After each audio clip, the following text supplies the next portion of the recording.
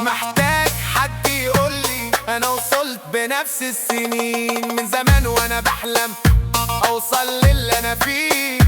مشيت خطوة ورا خطوة لحد ما بقيت انا اللي فيه. مش سهل توصل لوحدك بس انا كنت مؤمن ان التعب هيفرق واللي جاي احسن. انا عارف انا مين هاني، انا عارف انا مين هاني، انا عارف انا مين هاني.